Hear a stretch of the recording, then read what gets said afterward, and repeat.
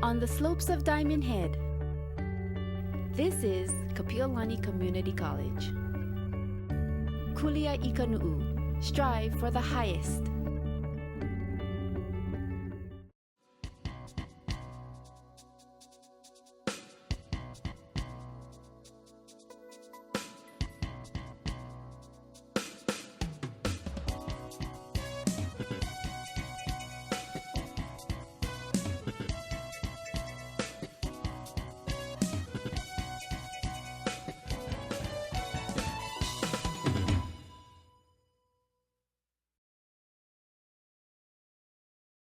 Aloha. Welcome back to BLAW200, Legal Environment of Business.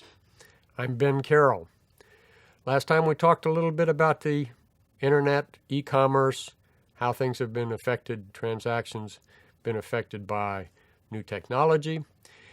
Now we're going to get into an area that's very basic to business law. We're going to talk about the Uniform Commercial Code, so UCC.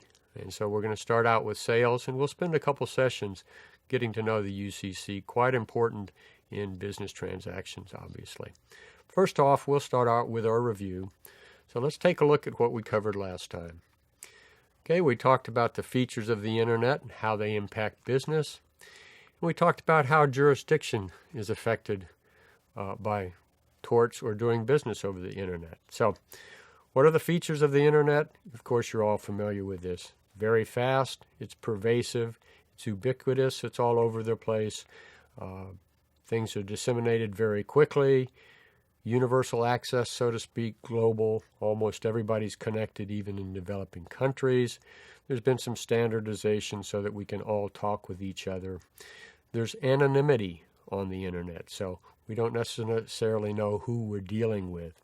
And there's some unique opportunities because of these features for committing fraud or other things over the internet. So now, how is jurisdiction affected? You recall way back when we talked about jurisdiction, a lot of it is geographically oriented. So it has to do with subject matter, but also it's important personal jurisdiction and connection with a place.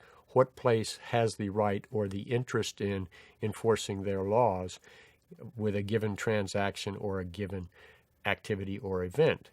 And that, of course, is more problematic on the internet, where we may not even be sure exactly where the other parties are. And if there are multiple parties, these things can be happening in different places. And of course, there are different laws, different procedures and proceedings in different places. So that can lead to some more concerns about this than we would have in our face-to-face kinds of transactions. Okay. We talked a little bit about shrink wrap agreements and what's unusual about these terms. And you recall that shrink wrap is actually just the plastic wrapping that appears on the outside of software, and that's where the term got its name. Also, sometimes you'll see CDs, and they have a little flap that has a notice on it as well. But essentially, a shrink wrap agreement is an agreement that by opening this package, by using this product, you are in fact agreeing to all the terms, and the terms aren't really on the outside. The terms are included inside the box, okay? Or related on the internet, the terms are embedded in the internet. But the thing unusual about this is we're being asked, we're being told sometimes that opening this package means that we agree to the terms, but we're being asked to agree to terms that we haven't yet seen. And so regardless of the wording on that, what the law says is we don't have to agree to terms we haven't read. So regardless of what the statement says, we have a reasonable opportunity after getting to where the instructions are to read those instructions and either agree or not. So the mere fact that we've unwrapped it does not accept a contract. Okay, so again, despite whatever the wording says, and some of them have changed, but some still sound like it's the mere act of opening that means you have agreed, and that's not the case. Okay, what provisions should we have in our e-contract, and what are some of the extra cautions when we're entering into an agreement online? Okay, so again, because of the medium, there's some concerns we would have with our contract in addition to making sure we understand a contract just as it is if we had one that we were able to read before we signed it and bargain over the provisions. So some of those have to do with where, for example, on the website the information is contained. It may not be all in a nice package. It may be different places we will have to click and read. Because of the fact that we're doing this virtually, we're doing this online, we need to be sure if we have a problem, what happens. So a lot of the important concerns are, what do we do if it goes wrong? So we want to know what our remedies are. We want to know how things are going to be handled if we need to correspond with you.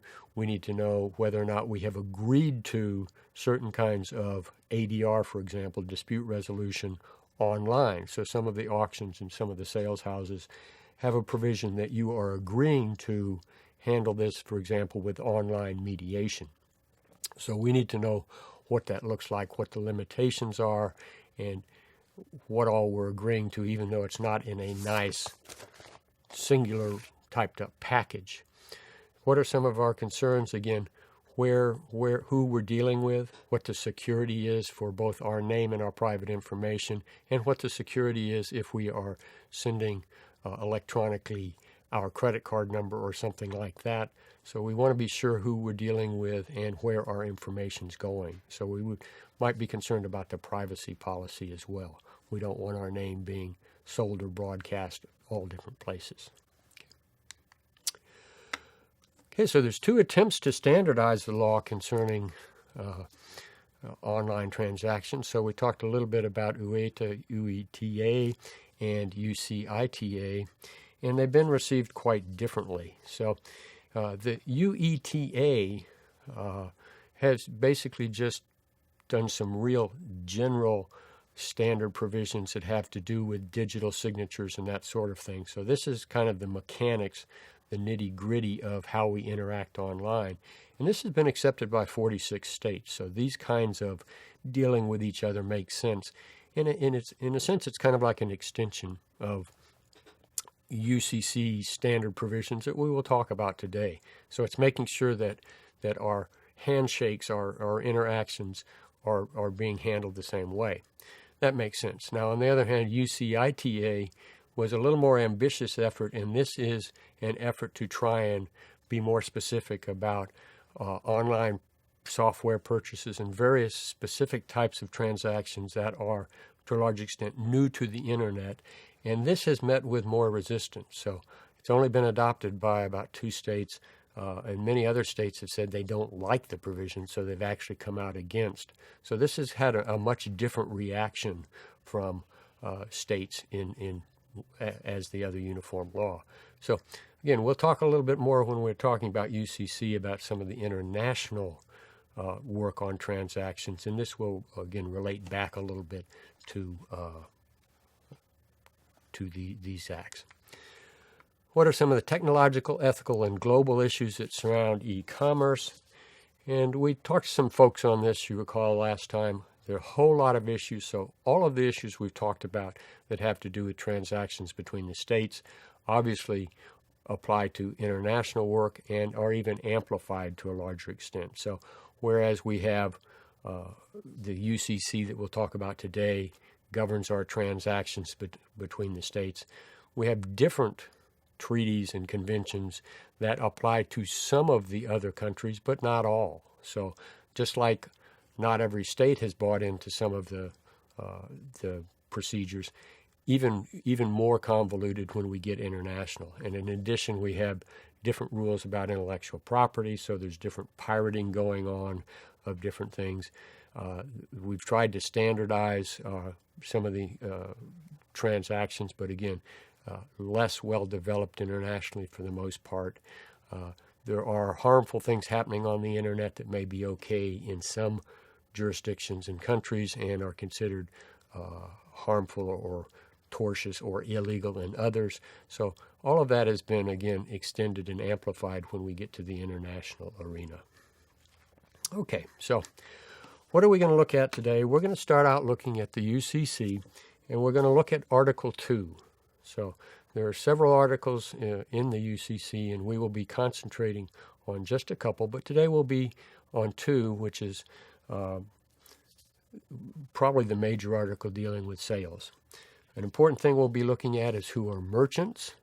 We'll be looking at warranties, and those can be express, actually stated, or implied, where the law puts them in. We'll be looking at how the UCC, particularly the sales article, modifies some of the common law contract requirements that we've talked about. And finally, we're going to briefly look at products liability. So this will return us back to a little bit when we were talking about torts. So we'll try and cover that today. And we're going to start out by looking at the UCC and getting a general idea about it. So it's a fairly thick book, and we need to know about it because there are several of these articles that are quite important to us. And again, the sales is probably the major one, and we will be looking at that today. So let's take a quick look at what the provisions are, the articles that the UCC is divided into. Okay, so what I've done is I have indicated in color the ones that we're going to spend the most time with. Now, we will make some reference, some of our definitions, etc., will be covered in general provisions, but today we'll be looking at sale of goods, which is a major area. We deal with this every day. We won't talk so much about leases, rather related, you can see 2A. Then in the future, we'll talk about negotiable instruments, and another word for this is commercial paper, but these are documents that we use for money or credit, and you're all familiar with bank checks. Okay, so that's an example of a negotiable instrument. We'll talk a little bit about bank deposits and collections. Now, this Article 4 mostly tells banks how to interact, but we will look at the parts that have to do with consumers, in other words, that we might be interested in as an individual or a business owner. Okay, we'll also look briefly at some of these others, but won't spend much time with 5, 6, 7, 8. These have to do with certain kinds of businesses, bulk transfers, letters of credits, warehouse, etc. And then we'll end up with the last article, which is secured transactions. So you're familiar with something similar to this, for example, mortgages, where we are securing a loan or a debt with property. So we'll end up with that. And you can see that we are essentially looking at about half of the UCC in detail, and there's other information that's posted on the other areas. But if you get a handle on these sections, you're in good shape. Okay, so purpose of the UCC is simply to standardize, clarify the law. Okay, so it's to put it all in one place and establish uniformity. So we've talked briefly in the past about uniform state laws, and as you recall, these are proposed by a national organization, the National Conference of Commissioners on Uniform State Law. So we abbreviate that NCUSL, NCCUSL. And they work with the American Law Institute, and they propose laws that they think should be standard across the country. Now, recall, we've talked about this, when they propose a law, it exists exactly nowhere. It's not a national law. This is simply a model or proposed law, and it doesn't apply any place until states adopt it and it becomes law in their particular state. And again, states can change it a little bit. They can do some modifications. But actually, the UCC is one that is not modified that much in different states. So it's pretty consistent, which of course is the idea, to be uniform or standard. Now, this is one of the few laws that's been adopted in all 50 states. Now, I've also seen some people that say it's actually been adopted in 49 and a half, because one state has not adopted all of it. And from our prior discussions, you can probably figure out which state that is. So we're talking about a state that has really good food and maybe from our common law perspective, not so easy to understand law. So we're talking about Louisiana. And Louisiana has a civil law tradition, a code law tradition, different from our common law in the rest of the country. So Interestingly, the part that they haven't adopted is Article 2, which we're going to be talking about today. So they have preferred to rely on their civil code in dealing with contracts regarding sales, and they've adopted some of the other parts of the UCC. So really, for today, when we're talking about Article 2, we're talking about adopted in 49 states. Okay, now there's some general principles. The UCC will allow merchants to come up with whatever kinds of contracts they want, with a couple of exceptions. So it's going to be assumed that there is good faith involved, and that's going to be a requirement for all contracts. And the other flip side of that is that you cannot agree to something that's unconscionable. And what do we mean by unconscionable? It comes from the same word as conscience. We've talked a little bit about this in the past. So something that's unconscionable means that the state will not enforce it. That kind of contract will not be enforced if it's so unfair, so one-sided, that the law does not wish to enforce it. But other than that, under the UCC, we can put together almost any kind of contract that's illegal and meets the other common law requirements.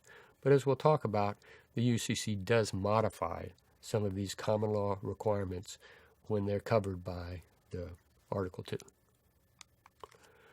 Okay. Now, as you saw from the title, Article 2 covers sales, and it's sales of goods. So what else could we sell? We can sell services, but services are not going to be covered. There's some differences there, and we've hinted at those in the past. Services can be more personal, so you want a particular person. Goods, we're talking about essentially about, for the most part, commodities. Okay, so when we talk about Article 2 sales, we're talking about sales of goods. Okay. Now, there can be what we call mixed contracts that would involve goods and services, and the court at that point will look at whether or not the predominant part of the contract, the most important part, the gist of the contract, deals with either goods or services. If it's goods, we're covered by UCC. If it's more slanted towards services, then it's the common law that we've already looked at. Okay, now very important under the UCC is determining who is a merchant. So a merchant is a term of art in the UCC, and so we need to decide who the merchant is. Why do we need to decide? Because we're going to treat the merchant in some respects differently. So in some cases, we're going to hold the merchant to a higher standard because the merchant, in essence, is a professional. They're somebody that does this. And you recall, even when we were talking about torts, standard of care, etc., we talked about professionals are held to a different standard. So you remember when we're talking about professional negligence, negligence by a professional, that standard was malpractice, and that was higher. It was held up above the reasonable man to the reasonable professional. So in some instances, a merchant's going to be held to a higher standard when dealing with other folks. Okay. Now, on the other hand, as a professional, when a merchant deals with another merchant, it may be that we don't need to provide as much protection. So it may be that merchants can do things in a different way, and let's say a more loosey-goosey way, a looser and more flexible way than they could if they were dealing with a citizen. So between merchants, between professionals, we may allow them to do things in a kind of a shortcut way, a shorter fashion, faster, quicker, easier way, because they're experienced and we assume they know what they're doing. So in both of these ways, we may treat merchants differently. So it's quite important that we figure out who a merchant is. Okay, so who is a merchant? Well, a merchant is somebody who routinely deals in goods of this kind, or somebody that holds themselves out as having special or knowledge of skill in these goods, or somebody who hires an agent that meets those requirements. So we're essentially looking at somebody that regularly sells this kind of product, this kind of good, and or holds himself out as having special knowledge and skill in these kinds of goods. So as we hinted at earlier, we're talking about a professional, somebody who regularly does this. So if somebody has a retail store selling something, then we pretty much are assured that that's going to be a merchant. That's what they do, and they regularly sell that. But we might have some instances where it's not quite so clear. So What if somebody is at a swap meet or a garage sale selling something, or they put an ad in a penny saver or a newspaper to sell something? Then we might have to look, are they regularly selling that kind of good? In other words, if they're always there, if they're simply selling every week, every day they're selling this, or they're representing that I'm a pro in this area, I have special knowledge or skill or expertise in this area, then they might come within a merchant. But if it's a one-shot sale, somebody puts a stereo or a car in the paper, one deal in a classified ad, that's not going to make them a merchant because they're not regularly selling goods of that kind. Now, if I have a bicycle shop and I'm selling bicycles, I might be a merchant with respect to the bicycles, but what if I sell my personal motorcycle and I stick it out right in front of the shop and say motorcycle for sale? So probably I'm not a merchant with respect to my motorcycle. Okay, I could be if I said I'm a pro in motorcycles just like I am in bikes, maybe so, but again, we're looking for regularly sells goods of that kind. Again, the reason we care who a merchant is because of these. We're going to treat them differently. There'll be some additional responsibilities in some cases, and there'll be an easier way of doing things with other merchants in other instances. Okay, now one of the main things that attaches to merchants, we said we held them to a higher standard, and we have a number of warranties that are involved in the sale of goods. So merchants are going to make certain warranties to us. What's exactly a warranty? Well, easy way to think about it is like a guarantee. So there are certain things they are promising us when they sell us things. And that has to do with three different areas. We have some warranties of title, and that concerns the ownership of the goods and the title to the goods, whether they have the interest, the ability to sell. We're going to talk about express warranties, and these warranties are warranties that are expressed, that are stated by words, actions, etc. And finally, we're going to talk about implied warranties. And these are warranties that, whether stated or not, these are implied by the law. In other words, the law states them, and it makes no difference what the seller says about them for the most part. They are there unless they are removed. It's put in by the law.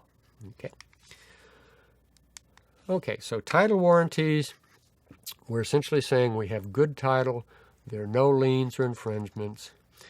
And what that means is we have the right to sell goods. So this is not stolen. This is not owned by someone else with us. So, for example, if we are trying to sell a car and not only do we own the car, but we still owe the bank or the dealer, so they have a lien on it, they are part owner, then this would need to be disclosed. Because if we sell it without an express disclosure and a specific disclosure, then we are not meeting our warranty of title. Can we say this car, there's some money owed on it, there's a balance? Yes, if we are specific about that. But if we don't say it, then we are warranting that we do have good title. Okay, so another type of warranty are the express warranties. And these are representations we might make about the qualities, the facts about our particular product. So we're not talking about an opinion. And we looked at this when we talked about misrepresentation. So an opinion about something is different from a factual allegation. So if we're talking about the quality, the condition, description, performance, then this can be an express warranty. So we're saying this will do this, or this will last a certain time, whatever. Okay. Now, if we have provided a model or a sample, by the providing of that, we are suggesting that the goods we are going to give you conform with this. So if we've given you an example or sample of our goods, then the ones we are saying, the ones we are giving you in our contract are the same. They match this. Okay, and the area that comes most into play are, in fact, the implied warranties. So the implied warranties are warranties put in by the law. And we have two warranties that we're most concerned with. One of them is cleverly called the warranty of merchantability. So the warranty of merchantability says that this will meet the general expectations of the customer. So it is generally fit to do what it is that this product does. Okay, it's also talking about would have proper labeling and proper packaging, so there's some other aspects. But the main thing about the warranty of merchantability is this will do the general purpose. This is satisfactory for that general purpose of whatever it is. And we'll look at an example in a minute. Okay, so if we give that warranty by simply selling, so we don't have to state it, it is implied in our sale by a merchant. Okay. Now, how about the fitness for a particular purpose? Okay, this is kind of raising the standard. We'll talk about it in a minute, but this is where a particular purpose is indicated in our use, and that's been given to the merchant, so the merchant knows about that. So this raises the ante. So we're not talking about the general purpose of the goods. We're talking about this has to meet a higher standard. It has to match what it is that the use is going to be made of the goods. Okay, so again, merchantability means reasonably fit for its intended purpose, and unless it is excluded or modified, this is involved in any contract by a merchant for the sale of goods. So again, we will talk more about this when we look at consumer rights, because in addition to these implied warranties under the UCC, there are additional laws that may come into play about how warranties with respect to particular kinds of products, pharmaceuticals, etc. There may be some additional requirements that come in by statute in addition to the UCC. But unless it's disclaimed, this warranty attaches merely by the sale of those goods. Okay, and again, the particular purpose is when the buyer lets the seller know that we have certain requirements, certain specifications, and we are looking for a product to do that. So this is in essence relying on the skill of the merchant. So we talked about the merchant being a professional, having unique knowledge and skill, and when we're talking about the warranty of fitness for a particular purpose, we're talking about the buyer has let the seller know what they're going to use the goods for, and they are relying on the expertise, the professionalism, the unique knowledge and skill of the merchant to provide the right product. So rather than the customer picking it, we have asked for and will rely on what we get from the merchant. So that raises it from what you would ordinarily expect from a product of this kind to it needs to match what we said we needed and what you said it would do.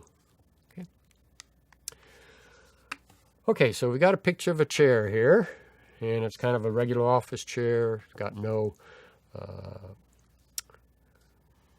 hand armrests, and you can see it's got a number of casters, a number of wheels on the bottom.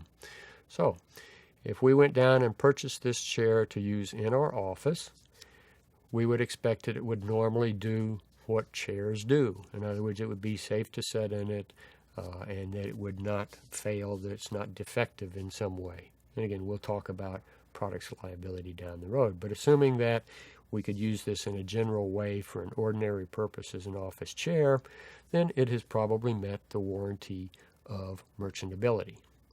Now, what if we said we would like to use this chair for Auntie?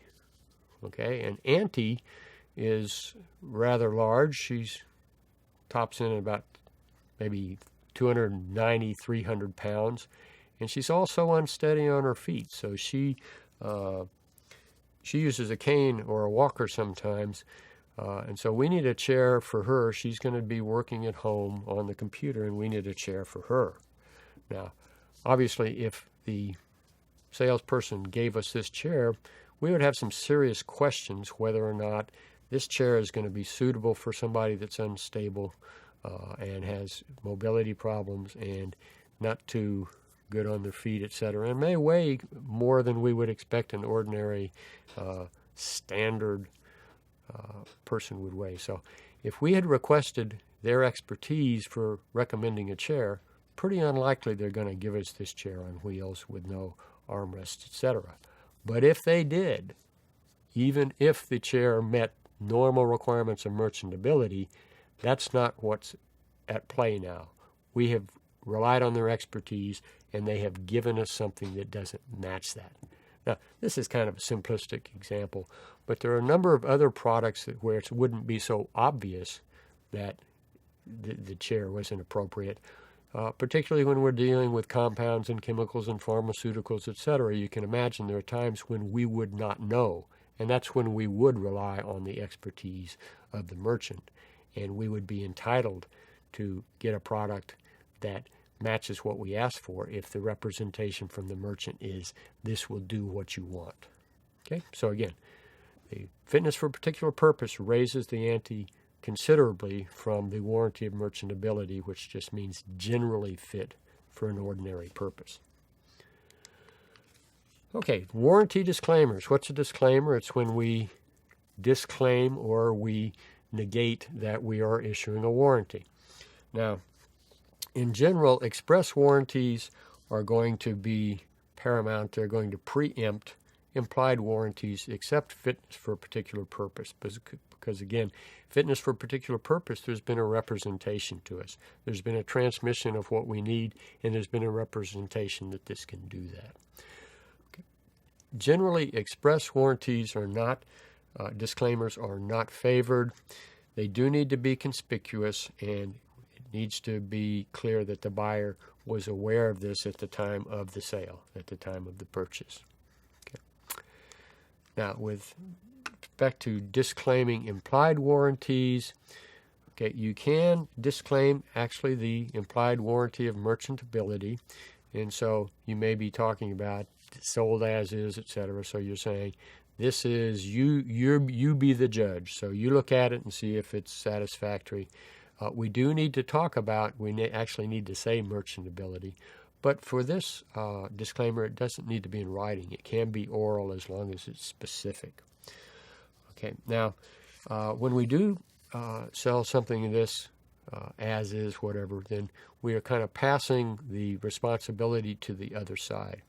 And you may have heard, I forget where that little lawyer is. He's supposed to explain words, Latin words to us, but you may have heard the term caveat emptor. Okay, so caveat emptor is Latin for let the buyer beware. And in common law, it pretty much meant we're selling as is and we're not making that many representations. But over time, we have developed these warranties, and as we'll talk about in products liability, things have changed considerably. Okay. Now, if you're offered the opportunity to inspect, and you do inspect the goods, for example, we talked about a sample, whatever. If you inspect the goods or you refuse the opportunity to inspect the goods, then you're making a choice, and so that may do away with the warranties as well. So you're saying, does this meet your need? The seller's saying, does this meet your needs? Is this what you wanted? And if you do that, then you've made the choice. Okay, now the additional statute, in addition to the UCC, is the Magnuson-Moss Act was passed. And this is additional help for us in making warranties clear. So the idea with Magnuson-Moss was a federal law passed to make warranties understandable and to try and prevent confusion and deception. So the Federal Trade Commission handles these, and down the road a while we will talk more about the administrative law and some of the state and federal departments and agencies that do assist consumers. So I hinted that we would be looking more at some of this protection when we talk about consumer law, and we will be doing that toward the end of the term. So if you provide a what they call a full warranty, you are saying that we will replace or repair this, and if you provide a less than that, not full replacement or repair, then that's called a limited warranty. So there's a distinction here. Again, these are express warranties. The implied warranties arise under UCC. So UCC provides the implied warranties, not Magnuson-Moss. That's dealing with express warranties, but it is making it clear and understandable when an express warranty is given to you. Okay, so how do things change really under the UCC from common law? And I've been suggesting that over time, and now let's get down to it. So one thing is that a contract between merchants can be more quick and informal. So we know merchants do this all the time. A lot of times they're dealing fast. They've dealt with this person many times, so their contracts don't have to be as complete, so to speak, as other contracts. So their contracts can be put together in any fashion where the court can actually see that there has in fact been an agreement. So it's not so important, the time factors, and we have what we call open terms, and this is quite different from what we looked at when we were talking about common law contracts. So if you're dealing with the UCC, you can leave some things blank that you would have to fill out when you're looking at common law. So that's going to be a change here, and again, that's because the merchants are considered to be regular folks, dealers with each other, and so they can do some shortcuts that we don't want to let other folks do. Okay. So let's compare a little bit what the sales contracts look like compared to common law contracts, and we'll just zip through these and then we'll talk a little bit about them. So the first thing I indicated was the definiteness in the open terms. So again, the open terms are some blanks. We talked about mirror image when we talked about common law. Mirror image meaning that the offer and the acceptance have to be the same. You can only accept exactly what was offered. If you try and change that, what you've done is you've rejected an offer and now you're making a counter offer. And that is modified somewhat in sales. So there's some differences in how to accept and whether or not you can make changes. Okay, we talked about the statute of frauds. Things have to be in writing. Okay, again, it's a little looser under the UCC, so merchants can sometimes do things by action. There's some exceptions to statute of frauds. And finally, we talked in common law, we needed consideration for contracts. Okay, if we changed a contract, there needed to be consideration. But in sales, things, again, are moving fast. We're doing a lot of business with each other, and so we don't necessarily need consideration. So you can see that when merchants are dealing with each other, we're going to give them quite a bit more leeway in how they can deal with each other, again, because they're doing it all the time. So let's take a look at how this applies. Okay, with respect to open terms, lots can be open. This really looks amazing to someone when we've talked about common law contracts, because remember, we talked about things need to be definite when you have a contract. What are the things that had to be definite when we were talking about common law? Well, you had to be definite about the identity of the parties. Okay, you had to be definite about the subject matter. You had to be definite about the consideration, the price. And you had to be definite about when it was supposed to be done. So we looked at a common law contract, and if we didn't have some set terms that let us know about the parties, about the subject matter, about the consideration, and about the time, we felt we did not have a meeting of the minds. We did not have enough definiteness to have a contract established. You know, the people had not come to an agreement about these things, and so we were not sure we had a contract. Okay. Now, under the UCC, many of these can be open terms. It's also called a gap filling, which means that the court will fill it in for the parties as long as they think they meant to have an agreement. It's going to allow them to be looser and leave some blanks here, and we'll talk about how they will fill that, what the court will assume. But this can be open price. Okay, it could also be a payment term. Okay, it can be time. It can be delivery. It can be how long the contract lasts. It can be what assortment if we are ordering different goods. And it can be actually quantity. So this sounds like pretty indefinite contract is going to be allowed under the UCC. And that's exactly right. So the court will be applying the idea of reasonable time, reasonable assortment, etc. And they'll be sticking that in. And we'll talk about some of the other things that they do to determine what they think the parties to a sales contract meant.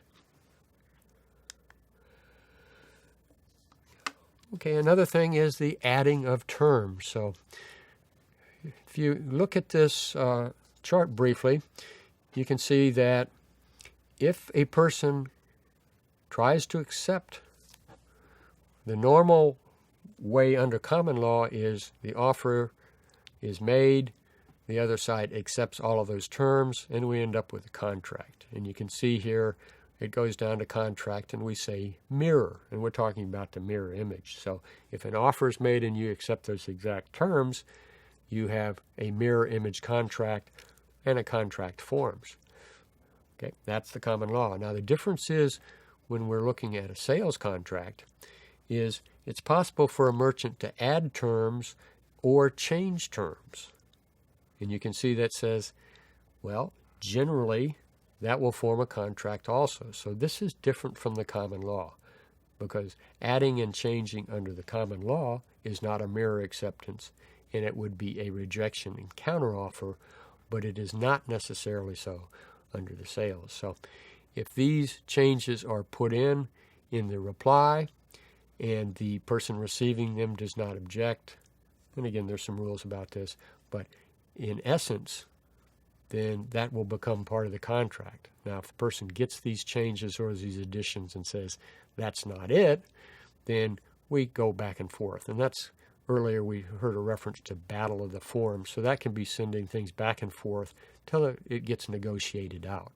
But again, the difference here is you can do these additions and things, and it doesn't kill the deal. It doesn't reject the offer as it would under common law. So again, we know merchants are dealing fast, they're dealing orally, they're putting things together, and so we're going to allow that as between merchants.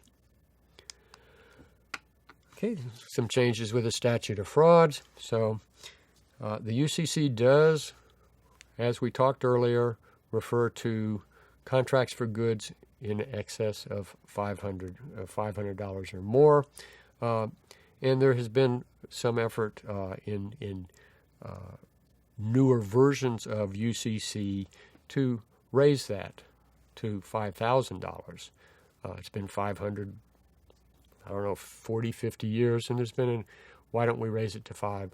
But for the most part, that hasn't been adopted by the states, and so most, including Hawaii, are still at the $500 level.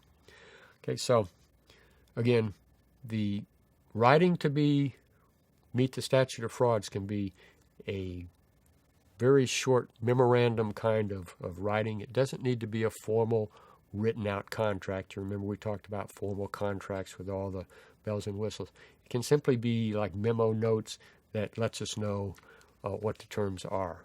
And again, the terms can be fairly broad and not nearly as definite here. Okay, now certain instances we don't even need a memo. So certain instances don't even fall within the statute of frauds. So that would be if there has been a special order, so it's being made particularly for this customer. It's not the normal goods. Okay, obviously if one of the sides admits there's a contract, and if the goods have been delivered or paid for, then whether there's a memo or not becomes irrelevant. Okay, and this is the last one we talked about. We don't need consideration for modifying the agreement. Okay, now of course, could we put in a provision saying that we do need a writing to change an agreement? Of course. And so this is similar to what we talked about, I think last time, a couple of times ago, when we said you can put in particular provisions to cover different contingencies. You don't have to, but you can. So when we were talking about, for example, impossibility, we could put in a clause saying contract won't be effective with impossibility, or we could put in a provision saying regardless of whether something becomes impossible or destroyed, you have to meet your requirements. And this is similar. So even though we, under the UCC, we wouldn't need to have a written provision if we modify the contract, we could put in a provision saying we do need that. Okay, so again, they're going to allow merchants to fashion whatever kind of contracts they want. They can be loose, but if you want to put in some permanence and some detail, you can do that, of course, as well. Okay, we're not going to spend a long time, but a lot of the sales article tells us the mechanics of people that are shipping and delivering and selling, doing a lot of business. And so there are provisions that tell us how do we identify the specific goods that are involved, determining when the title passes. So when we're shipping things, we're actually most interested in who has the risk of loss if we put it on the ship, as we used to instead of planes, and it takes a while to get from A to B. At what point does title pass? At what point does the risk of loss pass, and that sort of thing? Because we're looking to see who's able to insure it. So we can allocate that many different ways. If we don't, then again, the UCC fills it in, and we call again that gap filling. They have some rules that apply if we haven't made some other arrangements. But nowadays, a lot of this is covered by insurance. So we just need to know who's able to insure it. Sometimes both sides can insure it depending on the situation, but we need to know who it is that has that interest, because these days we're normally going to insure a lot of our action, and so that covers the risk. Okay, some of this is almost ancient history, so probably unlikely that many of you have received things the way they used to be, where they would send something through the mail on approval. So back in the days when we didn't have retail stores in a lot of rural areas, you would have the Sears or Montgomery Ward catalog, and so they would send things POD. And again, probably your parents or grandparents have heard that term, but it's pay on delivery. So something would be shipped to you. As a consumer, you would receive it. If it came in good shape, you'd pay. If it wasn't, you wouldn't. So you pay on delivery. Who has the risk of loss there? Obviously, until you accept it, the seller did. But again, UCC has quite a few provisions that tell us how this sort of thing works. Okay, so how do we interpret contracts? You recall when we were talking about common law, we looked at how do we interpret contracts, and we had some general rules about we like to enforce the bargain for parts. And so that led us to say, well, if there's handwriting, that's going to be viewed as indicating negotiation, so that's more important than the typed, and the type would be more important than the pre-printed boilerplate. So we had some rules of interpretation, and you recall we call those also aids to construction. So construction of a contract means the same thing as interpreting the contract, how we construe or interpret the provisions. So in addition to some of those common law ideas about making sure that the people have in fact agreed, there's some extra things that happen because we're dealing with merchants, again, that frequently deal with each other. So in addition to the express terms, so if we put things in writing, those obviously have been negotiated and those cover us. But in addition to that, we'll look at some actions, we'll look at some other things that are not intrinsic to the contract, but to more of how we've been dealing with each other. So we'll be looking at that, and that will help us interpret as well. Okay, so one of the things is called course of performance, and that means if we've been doing something in this particular contract, we've been dealing with each other, that's the course of performance. We would expect we will continue to do that same way. Okay. Now, even if we haven't dealt with each other in this contract, perhaps we've had contracts in the past, so we have a course of dealing. So that means if we have done this before in a different situation, unless otherwise advised, that's what we would assume happens here too. We're going to be doing it the same way as we have in the past. And finally, we have usage of trade. And this means even if we haven't been dealing with each other, merchants of our kind, car dealers, whoever, do it this way. And in the absence of indication of something else, we will assume that's the way we're going to do it too. So these are kind of different levels we go down. If we say how we're going to do it, fine. If we don't, we'll look at how we've done it previously in this contract. If that doesn't help us, we'll go down a level. How did we do it when we dealt with each other before? And if that doesn't do it, how do people normally in this situation do it? So the court's going to look at that to see how they can help us make this work. Okay, we need to look a little bit at products liability, and the reason that we've put this off, even though this is kind of a tort area, is it's also kind of a contract area. So we've just talked about sales, and so we're talking about selling a product. So Now we're talking about if this product hurts somebody, we have in fact a relationship with the person we've hurt. Because remember, the torts, we didn't have to have a relationship. We can hurt strangers. They have rights anyway. Here we have sold somebody something, so we not only have a injury happening, a tort, but we also have a contract. So we have sold them something, and we are making certain warranties to them. So that's why we're looking at this now, is because it's got some contract aspects and some tort aspects as well. So now, in the olden days, products were simpler. And so a lot of this law is developed because we now have products where the average person might not know that they have something, a risk or a danger. So we'll look at that, but that's one of the aspects of why product liability has developed in addition to the tort doctrines we looked at. Okay, so what is the basis of products liability? Well, again, we already looked at torts, and we know that there's negligence, and we know that there's strict liability. And what we've added now is we've added warranty.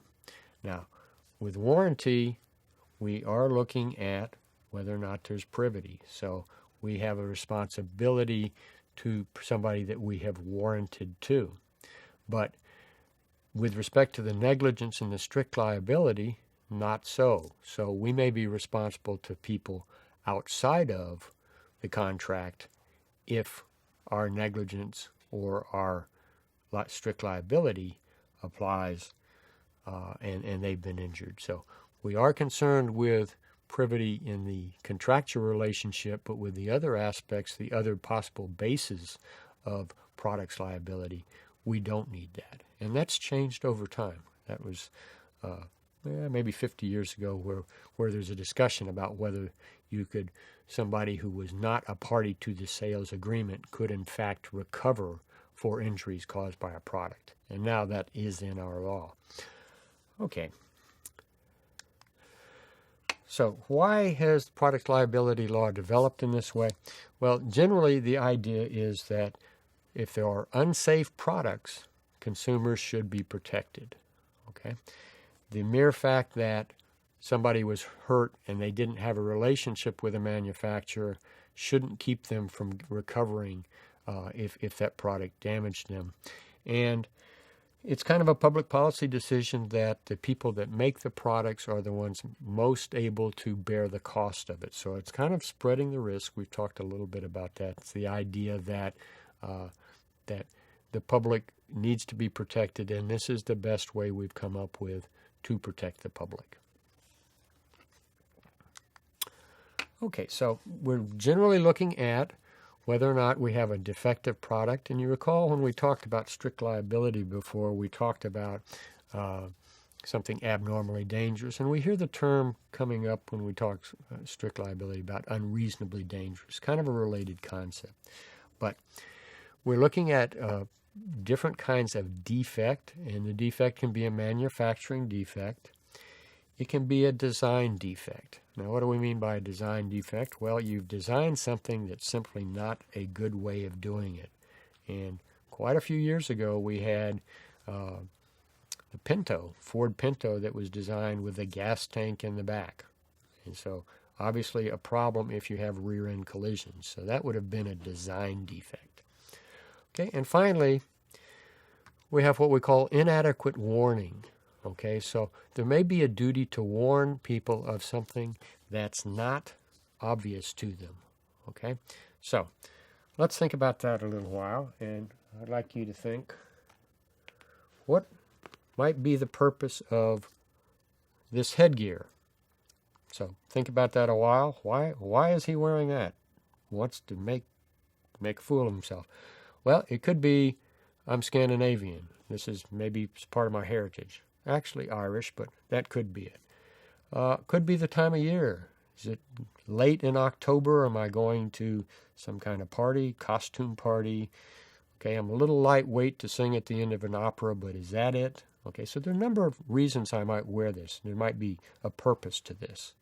Okay, well, let's look what it says inside here. It says, caution, this is a toy not to be used as a safety helmet. Warning. This is a toy, does not provide protection. Okay, well, why would they put that in there? Is anybody confused this with a hard hat? Okay, this goes back to the duty to warn. And you may think this is a little bit of an extreme example, but it was easy to mold it into the plastic. And manufacturers are now concerned with appropriate warnings for what can happen with products.